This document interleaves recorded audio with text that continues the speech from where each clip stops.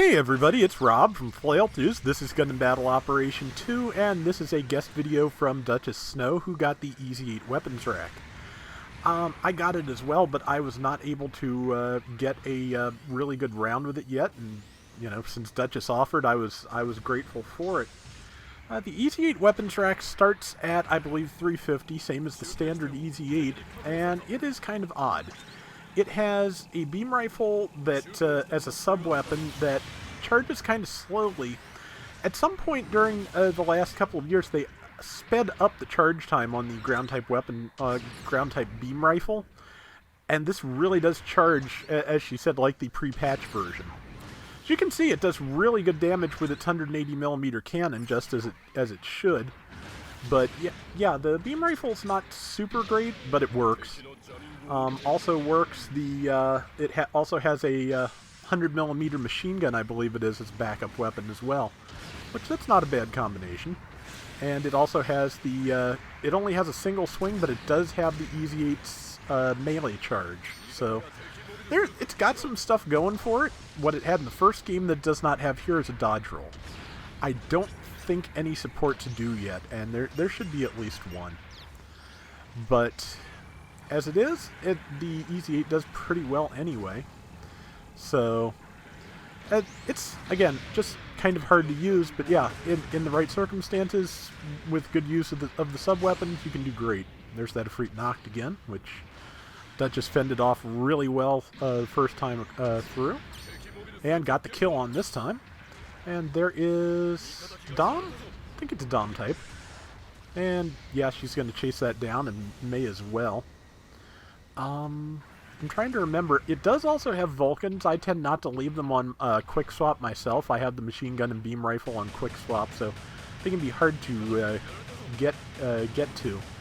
But you should be able to use them while boosting, as they are, Vulcans, so that's a thing.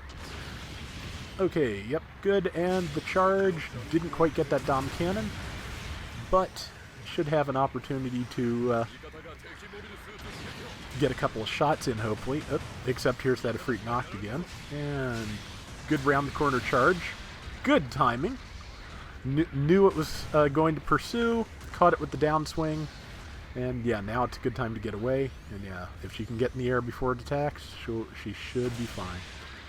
Caught a kunai in the back, but it has to get up there while she's getting back up, and it missed its first jump, which means she's got an opportunity here. 1, an opportunity to get away, 2, an opportunity to do some damage. But points to her for just handling it, because I'd be spamming the help tell furiously by now, and doubly furious when nobody would show up. But it's a 50-50 shot. I try to respond to help tells myself when I'm in the area. Sometimes you're just not in the area. But it all comes down to chance and luck and who you're playing with. It really is easier to get that set up when you're playing with people you can talk to over voice chat, because you can describe exactly what's up with your situation and with something like that.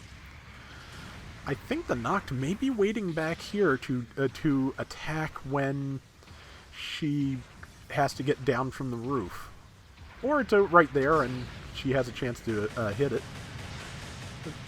Yep, hitting it now, and you can fire weapons that you can fire. Any weapon you can fire while moving, basically, you can fire while falling.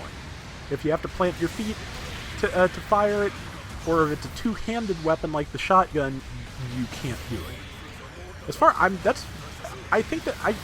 I can tell, that's the rationale on the shotgun, because you can't fire it while falling. It's one of the only weapons you can use while moving that you can't fire while falling. And that's the best explanation I've got. So I'll have to try the combat shotgun that the G-Line Assault and Full Custom use, because I think that's one-handed, and if it's one-handed, you should be able to use it while falling. Have to check that out. Never did get the Full Custom. Would like to. But yeah, again, this is a decent unit. It's not, for people who remember it from the first game, it is not the same thing anymore. It has its moments, it has its uses, but it is just not quite there. It's also kind of slow. It is the first time in a while we've had a really kind of lumbery support type. And given that newer support types at the higher costs are kind of agile at this point, it's a little bit kind of odd.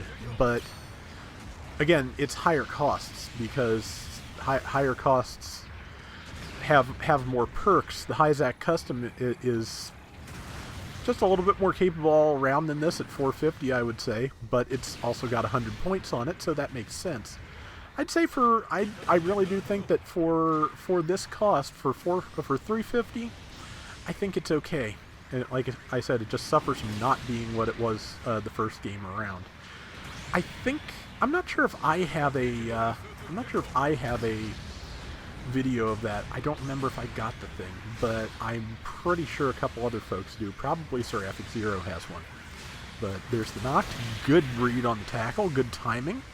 Managed to put it down and got a melee swing in on the two of them and got safely down to ground level. So yeah, and had time to ready your gun and shoot that person out of the air. So yeah, good work all around there. Again, Duchess is doing a really good job here of defending herself in a support, particularly a slow-moving support. This is really... must be... Yep, somebody's shooting from there. But yeah, she is...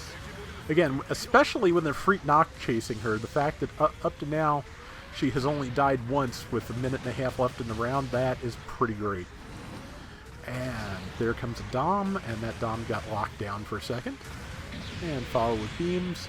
See, the jamming effect is gone, so allies must have taken out the Ifrit for her. And one more shot, and the Dom's down. Dom is down. Yeah, so, yeah, this is a really great round. And, yeah, like I said, she is doing a great job of defending herself at short range with a slow support, and that is a skill. That takes a lot of practice, and now that I don't much use the Zaku 1 sniper type anymore, I am horribly out of practice with it. So, let's see. Yeah, it looks like she's probably about to take a second death here, but that, again, 2 deaths in a situation like this, in a round like this, not bad at all. And her team is winning by 1,800 points beyond which, and yeah, just a great round. There's that knocked.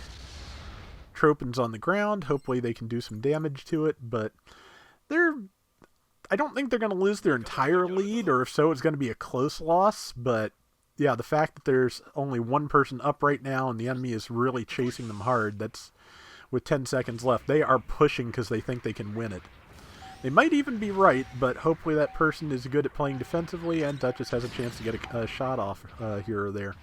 Sadly, she didn't tag that one, but... Oh, man. Last second. That is a shame. But even so, it was a fun round, and like I said, Duchess did a great job, so... There's nothing wrong with a close loss sometimes if you've done your absolute best, and yeah. Duchess did great damage, 66,000. 4 kills, 2 deaths, and she was the most targeted, diversions of 21%. So, yeah, excellent round and a good show of what exactly the Ez8 weapons rack can do. So, many thanks to Duchess for the round, and that is going to do it for today's Gundam Battle Operation 2. We will be back soon with more, so everybody take care and have fun. Later!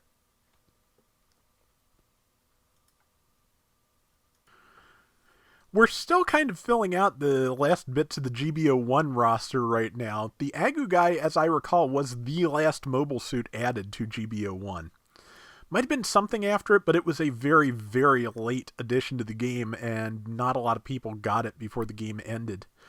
But another thing that they could add back that has not been included yet is the Gundam Ground-type Gym Head, which I was saying to Duchess I think could make a good raid just to have ground types in all 3 flavors, but we'll see what it's like when it comes back and what it can do. But I have a feeling we will get it back.